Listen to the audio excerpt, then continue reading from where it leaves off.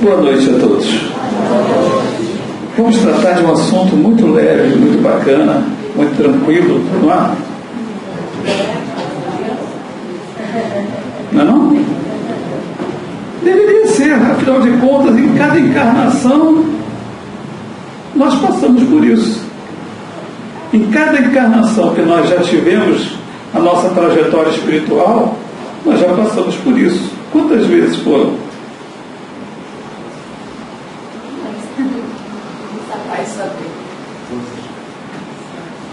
Não dá para contar nas das mãos, não.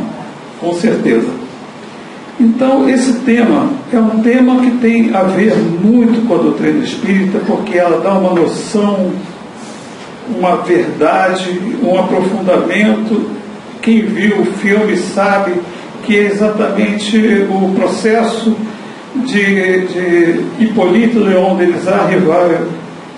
Ele começa a compreender a vida após a morte. Ele, que era um professor extremamente rígido, extremamente linear no seu processo de ensino, de aprendizado, e ele começa a compreender a mensagem que está por atrás daquelas manifestações espirituais, e trazendo não somente a confirmação da vida após a morte, mas sim da continuação da inteligência, dos sentimentos, dos valores. E é isso que nós vamos lembrar e compreender a nossa relação com o processo da morte.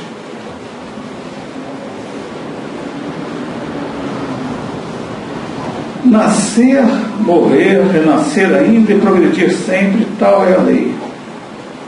Isso está gravado lá na lápide de Kardec, em Père Lachaise, o cemitério de Paris.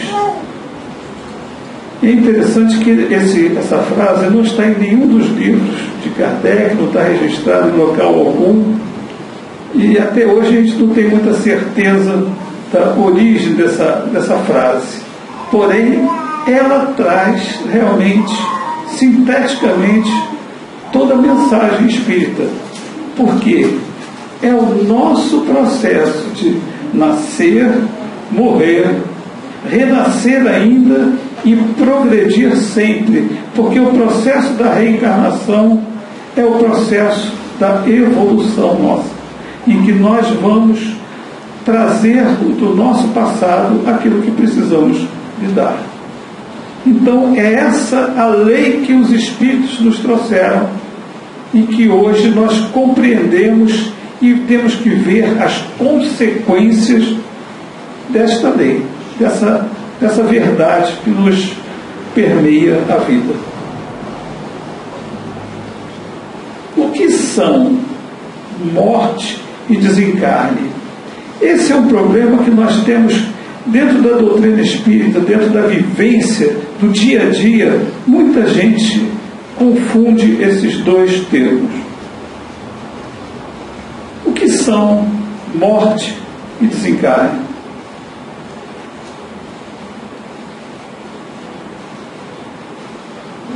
Silêncio total. É a mesma coisa?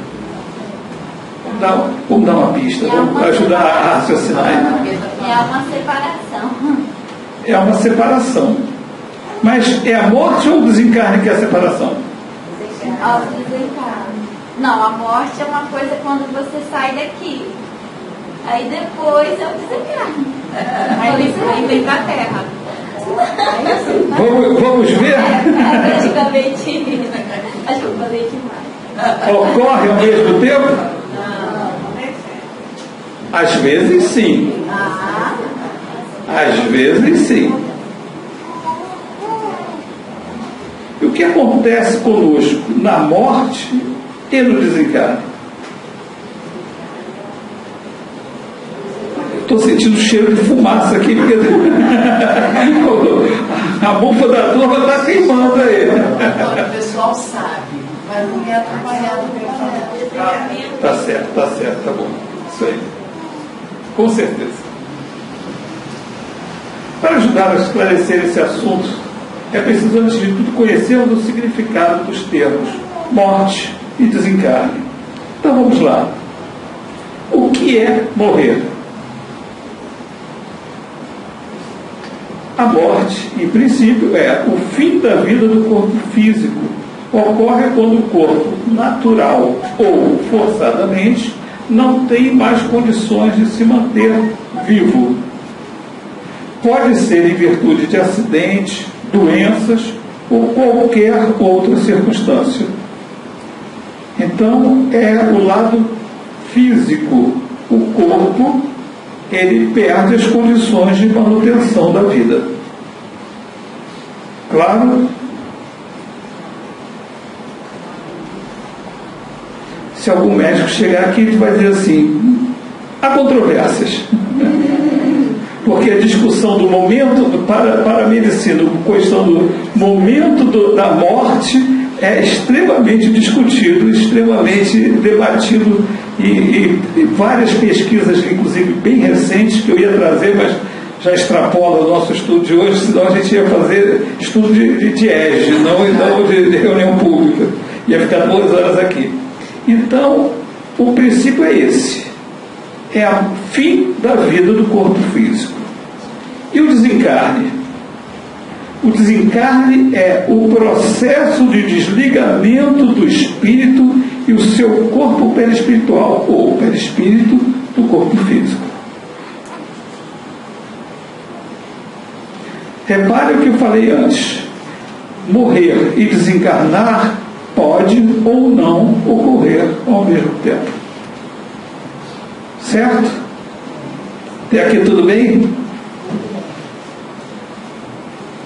Ao reencarnar, o espírito se une ao corpo físico através do seu perispírito, molécula a molécula. A partir do momento que estamos reencarnando, que estamos, aquele ser que está sendo formado no útero feminino, ele vai, o perispírito vai comandando a criação de cada molécula e se liga a cada molécula daquele corpo. No desencarne, o processo é invertido e o espírito vai ter que se desligar de cada molécula também. Então, é um processo que muitas vezes, dependendo da situação da pessoa, da vida da pessoa, como nós vamos ver, isso se torna fácil ou doloroso, difícil ou rápido. A esse respeito, Kardec escreveu que o fluido perispiritual só pouco a pouco se desprende de todos os órgãos, de sorte que a separação só é completa e absoluta quando não mais reste um átomo do perispírito ligado a uma molécula do corpo. É importante ressaltar que o fato de que a morte e o desencarne acontece normalmente em momentos distintos, e isso que veremos com mais detalhes. Então, é exatamente isso que eu falei. O Kardec coloca que o fluido perispiritual vai se desprendendo do corpo e pouco a pouco vai desligando de cada molécula até haver o rompimento total, a separação total. Ele generaliza os diferentes tipos, vamos dizer assim, as diferentes ocorrências do desencarne quanto ao momento que se dão, consequentemente, quanto à facilidade ou dificuldade. Os exemplos aqui têm que ser entendidos como as situações mais distintas, as situações limite de facilidade ou dificuldade e o meio termo que ele vai explicar. Portanto, existem muitas variações. Cada desencarne, assim como cada encarnação, é um processo específico, único. Cada pessoa tem uma circunstância, um modo de reencarnar ou desencarnar. Essa generalização foi feita em 4 grandes grupos que são: primeiro, se no momento em que se extingue a vida, o desprendimento do perispírito fosse completo, morreu, desencarnou, imediatamente sai o espírito dali. a alma nada sentiria, não haveria perturbação, não haveria. É a situação, vamos dizer, ideal. Quem chegou a esse ponto? Vamos chutar aí quem pode ter chegado a esse ponto, por exemplo. Jesus, certamente, mas Jesus nem conta, né? Porque ele é bastante fora da curva, vamos dizer assim. Dentro mais da nossa realidade, no Chico Xavier. Aliás, ele já estava mais, ele estava desencarnado antes de morrer, né? Ele já vivia mais no plano espiritual do que encarnado, vamos dizer assim, ligado às coisas do mundo material. E exatamente naquele momento do desencarne dele, a morte dele, certamente ali foi o desligamento natural do corpo. Mas se no momento da morte a coesão dos dois elementos estiver no auge de sua força, produz uma espécie de ruptura que reage dolorosamente sobre a alma. É o que ocorre nos casos de acidentes, suicídios ou outras coisas, casos semelhantes. Está claro? Então, do mesmo modo que no primeiro caso foi a facilidade total, aqui tem a dificuldade total. A pessoa se suicida e está com toda a ligação. Então aquele desprendimento é extremamente doloroso e difícil. Vai causar uma extrema perturbação para aquele espírito. Se a coesão for fraca, a separação se torna fácil e se opera sem abalo nas condições normais da nossa vida. Se após a cessação completa da vida orgânica existirem ainda numerosos pontos de contato entre o corpo e o perispírito, isto é, esse desligamento for muito lento, a alma poderá ressentir-se dos efeitos da decomposição do corpo até que o laço inteiramente se desfaça.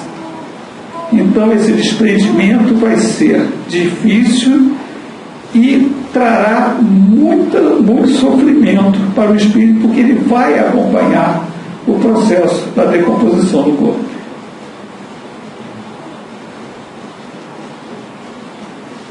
Como evitar isso?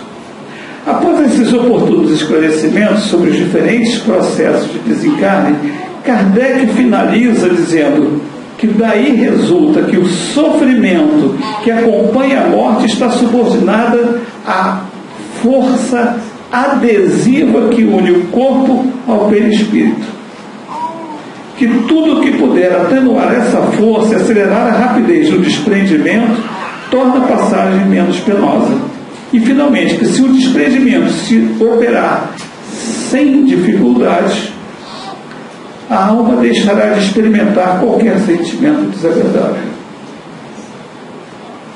Eu grifei aí a força adesiva, porque é isso que nós precisamos compreender. O que é essa força adesiva? O que é isso? Que tem tanta importância para o nosso processo natural de desencarne. Kardec, mais uma vez, vai nos esclarecer quando responde que o estado moral da alma é a causa principal que influi sobre a maior ou menor facilidade do desligamento. É o nosso estado moral, o nosso estado de ligação com a matéria ou com o plano espiritual, que vai fazer com que esse desligamento seja mais ou menos doloroso. A afinidade entre o corpo e o perispírito está na razão do apego do espírito à matéria. Está em seu máximo no homem cujas preocupações todas se concentram na vida, nos gozos materiais. Ela é quase nula naquele cuja alma depurada está identificada por antecipação com a vida espiritual. Uma vez que a lentidão e a dificuldade da separação estão em razão do grau de depuração e de desmaterialização da alma, Depende de cada um tornar essa passagem mais ou menos difícil, penosa, ou agradável ou dolorosa. Enfim, depende de nós. Depende de como nós vivemos a nossa vida. E o processo do desencarne vai dizer assim, meu Deus, eu não gosto nem de falar desse assunto. Mas nós temos que entender que todos nós aqui, em algum momento da nossa vida, vamos desencarnar. Alguma dúvida quanto a isso? Todos nós. Só que, de que maneira nós podemos fazer isso de uma forma mais suave? Depende de nós.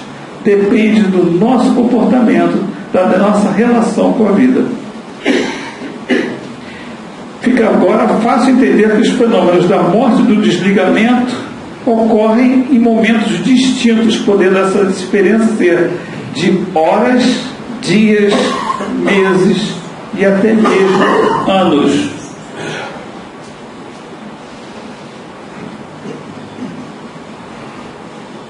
Aí a gente começa a pensar assim, puxa vida, meu pai, minha mãe, minha avó, meu tio, não sei o que, sei lá, desencarnaram, passou um mês, eu dei um prazo de um mês e comecei a pedir para eles um monte de coisas. Não, me protege nisso, me protege naquilo, por favor, intercede, não sei o quê. Será que nós podemos fazer isso?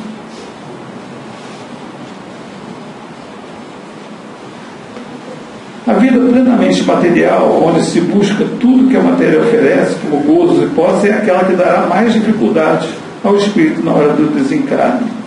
Aquele que vive conforme a moral do Evangelho, dando importância relativa às coisas materiais, reconhecendo o seu valor, mas não vivendo em função disso, e principalmente reconhecendo e aceitando os desígnios divinos acima de qualquer revolta, esse sim terá uma passagem tranquila e fácil quando chegar a sua hora. Está claro? O que precisamos então fazer?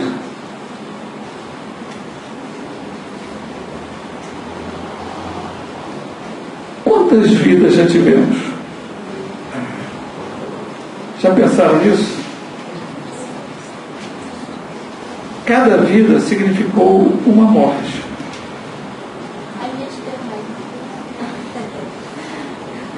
Quantos entes queridos nós já, entre aspas, perdemos nessas vidas? Quantos entes queridos passaram antes de nós para o plano espiritual?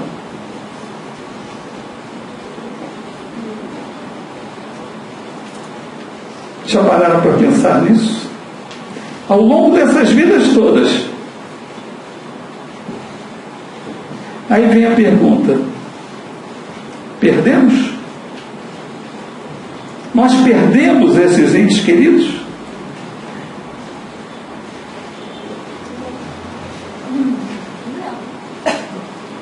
Está certo? Perder significa não encontrar mais. Eu perdi algo.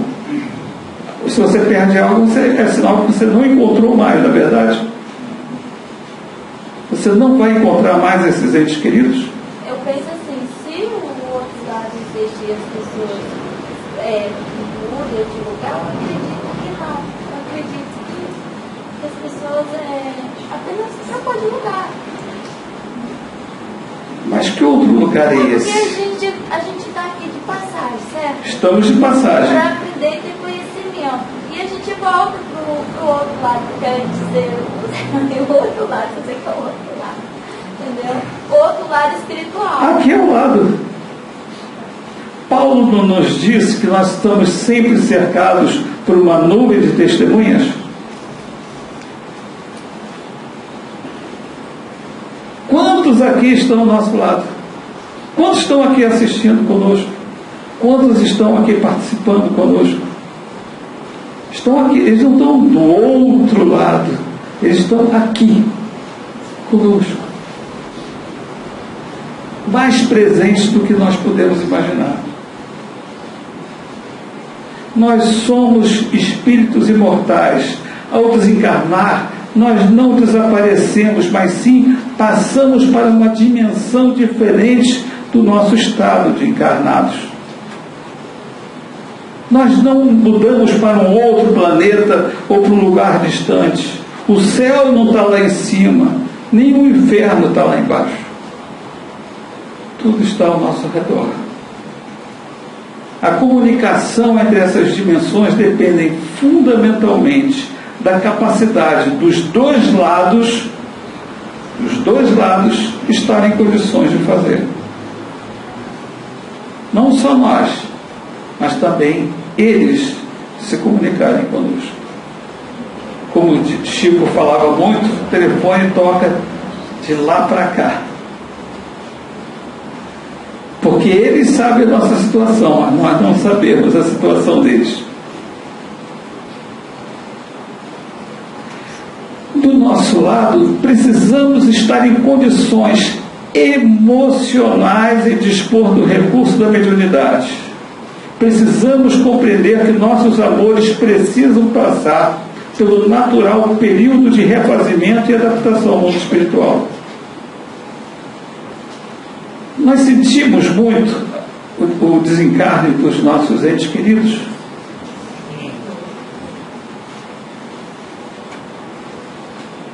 Todos nós sentimos.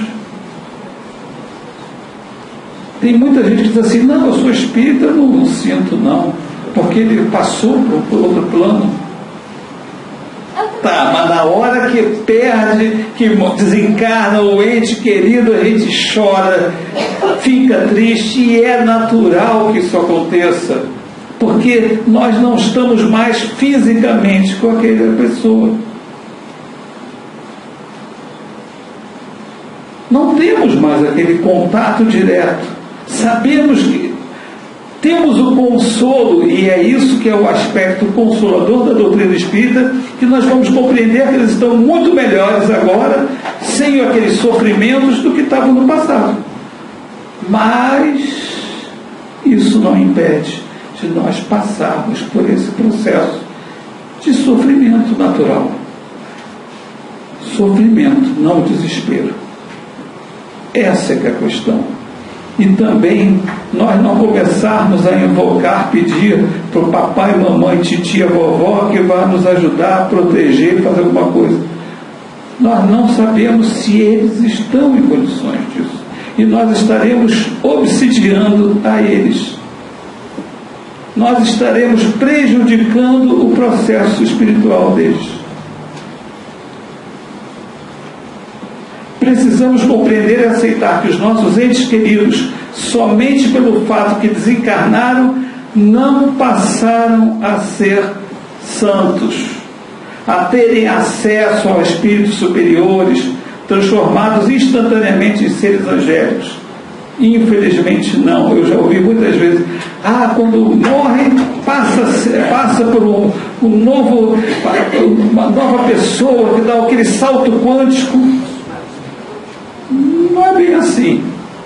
Continua a ser aquilo que ele é, porque o espírito, ele leva todos os valores que ele tem dentro de si.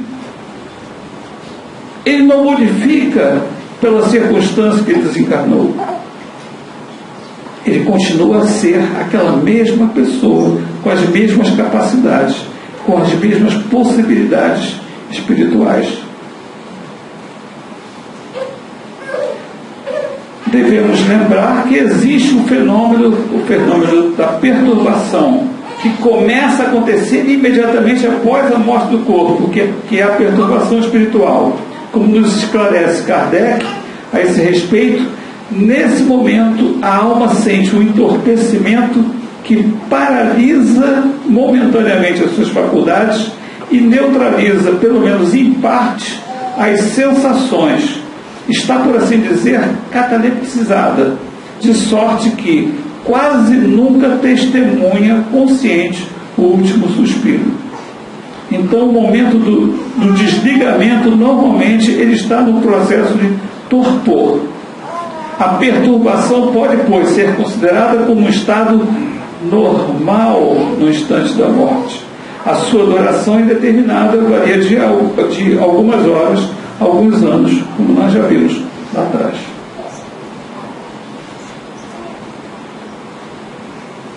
Do lado nosso, nós também devemos buscar o equilíbrio e a serenidade no momento da perda. Deve existir um período natural de luto pelo ente querido, no qual buscaremos relembrar com carinho, mas sem desequilíbrio, tratar a ferida aberta pela saudade e ajustar hábitos e vivências considerando a ausência. A ausência de uma pessoa na nossa vida traz uma série de coisas, e os objetos daquela pessoa, e as relações, os contatos, toda a vida daquela pessoa, de repente, passa a ser um cuidado nosso, porque ela se ausentou fisicamente, não é verdade? Então nós precisamos considerar isso e tratar isso, dar para nós mesmos o tempo necessário para o nosso refazimento, para o nosso luto. Temos que dar esse direito a nós. Lembremos que essa ausência é apenas física, pois teremos a memória da convivência e o efeito salutar do tempo que alivia a dor. Existe uma coisa que a gente aprende, que só com o tempo é que aquela dor passa. A gente pode teorizar, pode colocar, fazer um monte de prece, fazer um monte de coisa, mas só o tempo é que vai curar aquela ferida da saudade. Saber que o retorno à vida espiritual não é um castigo, mas um processo natural, benéfico e positivo. Poderemos ajudar nesse refazimento do espírito amigo através da oração, do pensamento tranquilo, da saudade sem desespero. Em caso contrário, nós estaremos prejudicando aquele ser. Certo?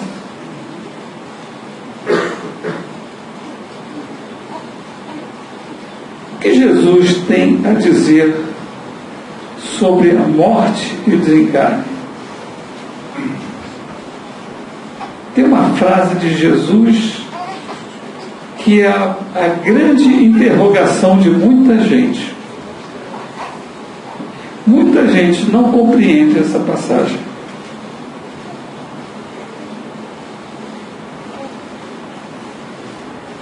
Jesus disse a outro, esse outro era Filipe: segue-me. E o outro respondeu: Senhor, consente que primeiro eu vá enterrar meu pai. E Jesus então responde: deixa aos mortos o cuidado de enterrar seus mortos. Quanto a ti, vai anunciar o reino de Deus. Isso está em Lucas, assim como também em Mateus. Todos sabem o significado dessa frase, não sabem?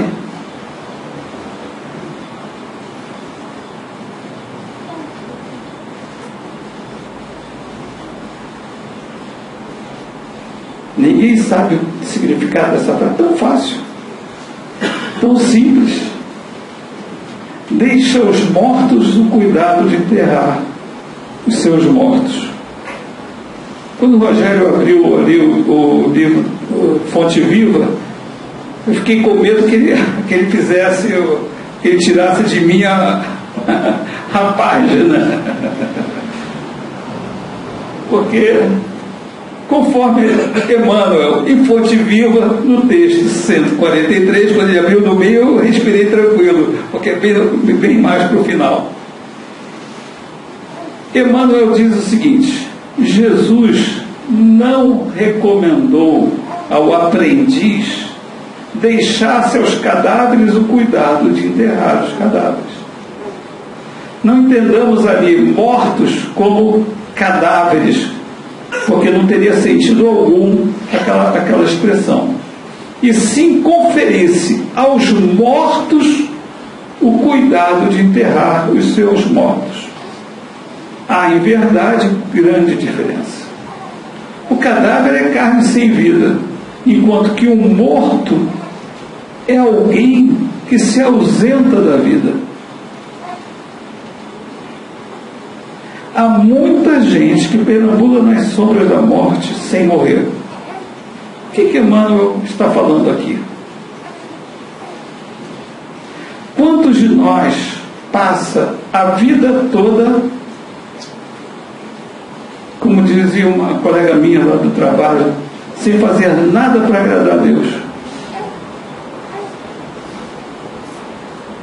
Sem fazer nada de caridade, sem fazer nada de bom, apenas vivendo, usufruindo, aproveitando, sem dar, recebendo tantas coisas da vida e sem abrir a mão para estender e dar alguma coisa para o outro.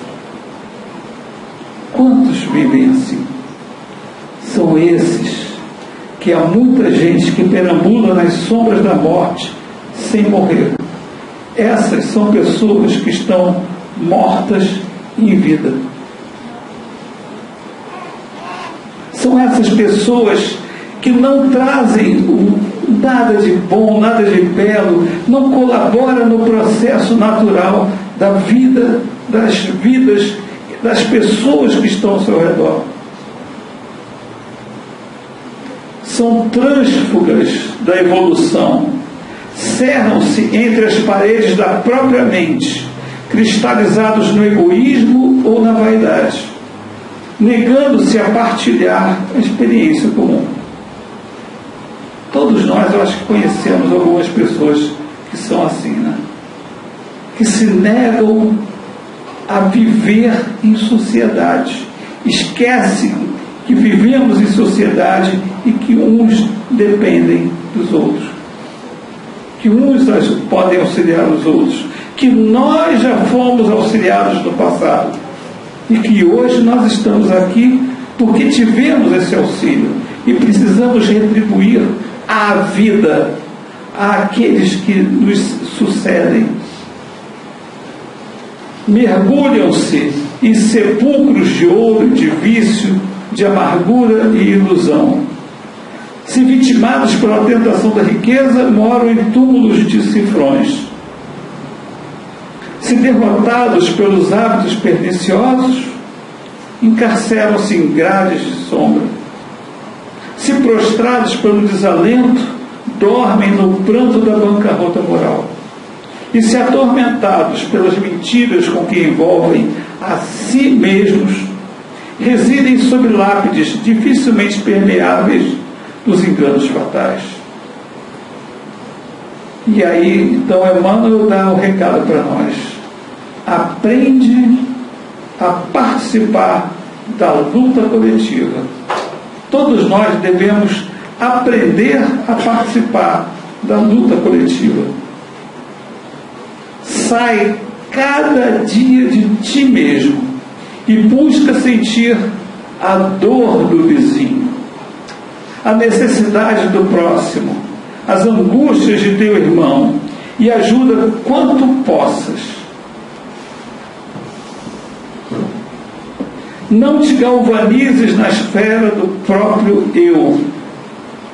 Desperta e vive com todos, por todos e para todos, porque ninguém respira tão somente para si. Lembre-se da resposta de Jesus, que ele diz: deixa aos mortos para enterrar seus mortos, e diz: vem comigo anunciar do reino de Deus. Passa a ser um veículo multiplicador do amor. Não centralize só em você. Não se prenda àquilo que é agora passado. Em qualquer parte do universo somos usufrutuários do esforço e do sacrifício de milhões de existências. Quando a gente pensa quantos espíritos que nos antecederam e que pavimentaram a nossa sociedade, a nossa civilização, o conhecimento, com o sacrifício, muitas vezes, das próprias vidas, da própria paz. Quando a gente vê aquele filme Kardec, ele se colocando na linha de frente, lutando, batalhando para trazer a verdade para nós.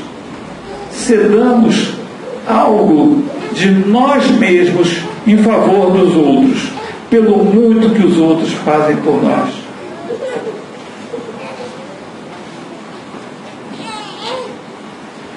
Recordemos desse modo o ensinamento do Cristo. E aí Emmanuel termina essa página dizendo: se encontras algum cadáver, dá-lhe a bênção da sepultura, na relação de tuas obras de caridade. Mas, em se tratando da jornada espiritual, deixa sempre aos mortos o cuidado de enterrar seus mortos. Vamos ver agora, para terminar, o que Joana de Ângeles fala em dimensões da verdade. Esses são os ensinamentos dos Espíritos para a nossa vida, para a nossa relação com a morte, com a nossa relação com a vida que nos espera no plano espiritual. Considerando a tua própria situação em face dos ensinos do Espiritismo cristão, examina como vives, como ages, o que pretendes. Vamos fazer esse exercício? Vamos examinar agora como é que nós vivemos, cada um. Vamos parar um pouquinho e pensar como agimos, o que pretendemos da vida, o que esperamos da vida.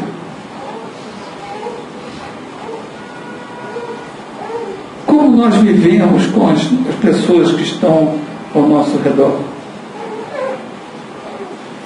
Como foi dito, como é que nós agimos na vida social. Se em verdade és do grupo que vive caminhando para a vida, não te detenhas no charco das lamentações, nem pares no poço escuro da revolta. É muito fácil nós olharmos a sociedade em volta da gente e nos revoltarmos e gritarmos e reagirmos, não é verdade? Isso ajuda?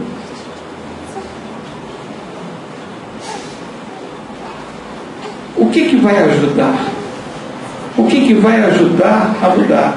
É quando nós nos tornamos participantes e exemplos do processo da sociedade, da vida social.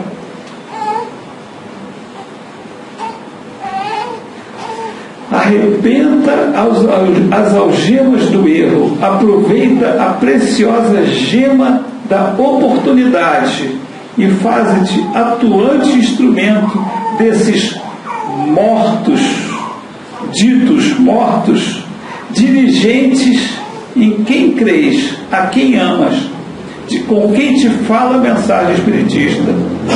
Nós dizemos que Emmanuel está morto, que Paulo está morto, que Chico Xavier está morto. Eles estão mortos. Estão muito mais ativos do que nós. Bezerra de Menezes, incansável batalhador, estão mortos. Manuel Filomeno de Miranda, Joana de Ângeles e por aí vai, estão mortos.